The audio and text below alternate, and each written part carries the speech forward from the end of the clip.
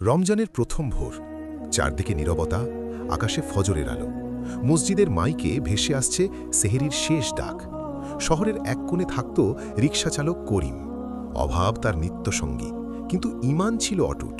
সারাদিন রোজা রেখে কষ্ট করে রিকশা চালায় সে। ঘরে আছে তার ছোট্ট মেয়ে আয়েশা। ইফতারের সময় টেবিলে শুধু এক মুঠো ভাত আর সামান্য ডাল। ঠিক তখনই দরজায় কড়া নাড়ার শব্দ। করিম দরজা খুলে দেখে এক বৃদ্ধ দাঁড়িয়ে আছে, চোখে ক্লান্তি, কণ্ঠে অনুরোধ।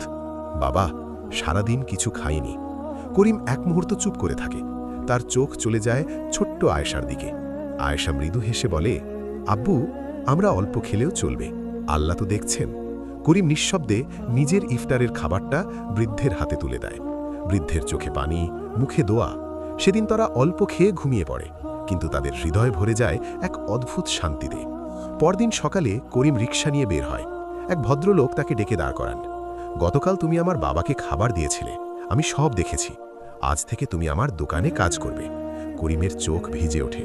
সে আকাশের দিকে তাকিয়ে ফিসফিস করে বলে, আলহামদুলিল্লাহ।